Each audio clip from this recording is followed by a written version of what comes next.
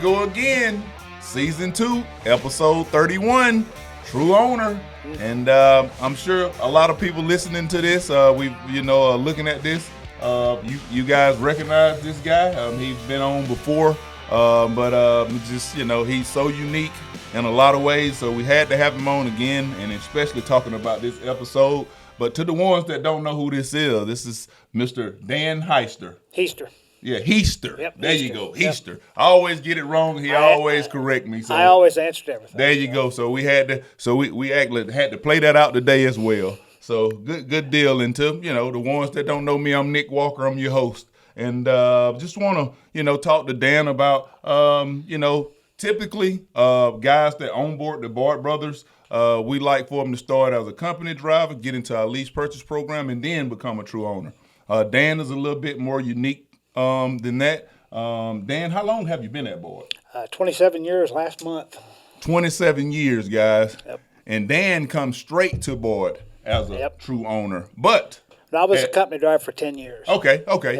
Company driver 10 years, and then he brought his truck over to Bard Brothers, which is an amazing thing, because Dan has did a lot of great things for Bard Brothers, and we definitely appreciate him. But we have a lot of other true owners that's kind of looking at this episode, are guys that inspire to be true owners, and we wanted to bring Dan on today to kind of talk about the life as a true owner. So Dan, tell us about running a business each day as a driver, because sometimes a lot of guys think it's just picking up, delivering, just kind of driving the truck, and they kind of forget about the business side of things. So talk to the audience about the business side of being a true owner.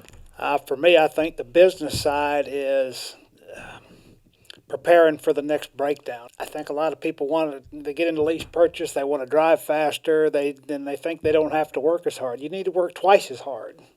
And of course, a lot of it, I think they maybe want to do what I say, not I do, because I don't work that hard anymore. But I don't have a truck payment. So, but you always got to save. It's always about preparation, I think. So, and that's awesome. And let me highlight that for the audience, because I know we got a lot of drivers here. You heard what he said. The last 2 years, because we had a lot of guys on board into the industry in the last 2 years, and some of those guys has never really experienced a traditional winter. Yep. And like you said, it's getting colder and colder each day. Yep. And what I'm saying, guys, is it's just not that there isn't any freight. At this time of the year, some of the rates drop.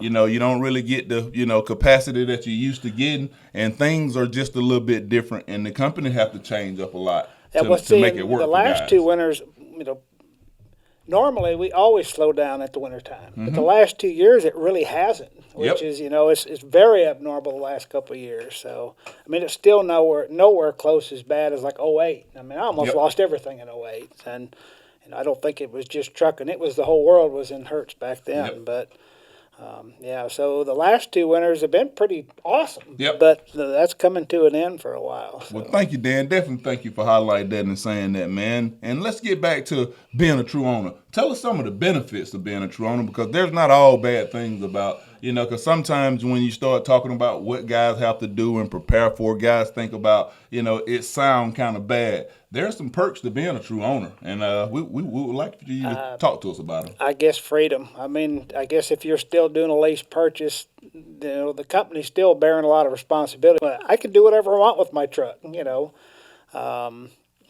the benefits are the money is better, but it's like everything, more risk, more reward. So but once you own the truck, if some people aren't in a lease purchase but have a payment, you got nobody to give it back to. You can give it back to the bank, but then your credit goes right along with it. Where a lease purchase, you really is no harm, no foul on that one. So when I bought my first truck, I got rid of every payment I had, whether I sold it or paid it off, except for my mortgage. Everything else was gone before I bought the first truck, and that's the only thing that saved me in 2008. You talked about being prepared, and when I think of being prepared, I think of, I onboarded into this industry 14 years ago, so I was actually trained to prepare drivers for what went on. Well, onboarding a fleet manager and a driver within the last 2 years, it's some of those, some people didn't have time to prepare for this. So when you say prepare, talk to the audience about what you mean. What did you do early on in the year to prepare for this year? Because you predicted that this may have happened to you. I don't even worry about preparing for that. I think you just need to be prepared all the time because you never know. I mean, it's even just, everything could be going great, but your truck's going to break. Back in July, I come in for a simple oil change. A week later, I spent $9,000. Oh, man. I had it in my maintenance account. As far as preparing and saving money, get out of the damn truck stop. Yep. I carry all my food I eat in my truck. One, it's healthier and it's cheaper. Yep.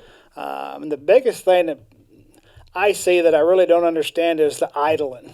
Yep. If it's cold, maybe you idle. But I see guys sitting out here, it's 50 degrees, there is no better weather. Their truck sits out there running all the time. They'll sit in there with the truck running and the windows down.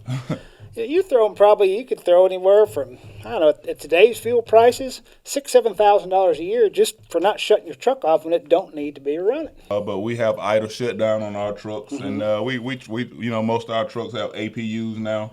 And I think that's the route we'll be moving going forward for anything that's coming in. But I still see them idling their trucks. I saw it over at Atlas Tube this week. The guy was tarping, his truck sat there and ran the whole time. And it was 30 minutes of wasted fuel. So. And lease purchase guys, that's a good fact that Dan just throwed out there, guys. I mean, you're throwing away $6 or $7 grand by just sitting there idling your truck when it's all about little numbers. Little numbers add up to big numbers end of the year. Trucking is a penny business. I tell people that all the time. You make your money off stacking your pennies up.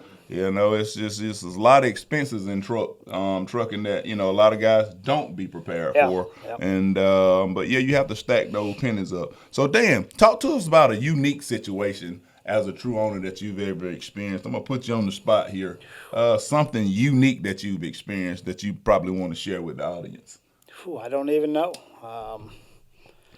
I've had some humongous bills that I wasn't planning on. I mean, it really. Most of it's just driving. 4.5 years ago, I rebuilt my motor, and that was $35,000. It was staggering. And, that's unique, guys. That's unique. I had to borrow $10,000. I didn't have that much in my maintenance account. I got it all covered without giving my title back to somebody. But that takes a long time to recover from. So that does, and that's very unique. And I'm glad you was able to share that with the audience. But to someone that's inspiring to be a true owner, what would you leave that person with today? Save your money. That's a good one. And it's kind of easy at a company like Boyd. I mean, there is true owners that find their own loads, and there's probably more money in that too. But if you get into your own authority, then you got to do all that paperwork. And some guys like me are kind of lazy. I don't want to do all that. So, maybe I'm leaving some money on the table, but I leave a little money on the table every week. I want to go home and see my grandkids. There you go. I spent most of my kids' life on the road, and now I've got the opportunity to not spend it on my grandkids, the whole time. So, but if you're still making a truck payment, take that extra load. I mean, an extra load a week adds up. I mean, you're talking about $30,000 a year for one extra load a week. So that's what I did when I had to rebuild my motor. I used to do 3 or 4 loads a week. I went to 4 or 5 loads a week. There you go. It added up to between $30,000 and $40,000. So that's big time at the end of the year. Definitely, big time. Definitely. That's the difference between struggling and losing, or not struggling so much and winning. There you go. That's awesome. That's awesome advice, Dan. And all right, guys, just to bottle that up for you, that last question. Save your money and take that extra load. It will pay off in the end. And thank you, Dan. Thank you for your time, man. We very appreciate you. We appreciate what you do, man. We appreciate you always having a level head coming upstairs, saying hello to everybody, man. You're special to us here at Boyd Brothers, and those 27 years, I hope I can get another 10 out you. Plus. Yeah, we'll do at least 5. All right. Well, just to leave, guys, just want to make sure everybody, you've seen messages, you've heard from your fleet managers about this. But, hey, guys, let's make sure we're doing our DVRs. It's very important every day to report something that's any defects or anything that's not working properly on your truck. I know guys may think, I might have to shut down for this, but just get with me, BJ or Daniel, anybody in operations, to make sure that you are paid significantly enough for your time. Now we don't want guys to lose money to this, but we want you to, we know that stuff need to be fixed because it's your CDL that you're chancing. So let's always remember that. I don't really want to overshadow that with any other safety updates. You guys know what you're supposed to be doing, but that's the biggest thing we're harping on right now. Making sure you're reporting if you have anything going on with your equipment, please, because it's just people, you got DOT out looking for those things, and Other than that, to the ones that's watching this episode, if you want to see this episode, catch us on TikTok, YouTube, Instagram, Facebook, LinkedIn, and make sure you like and subscribe. And to any driver that's looking for a truck driving career versus a truck driving job, go boy.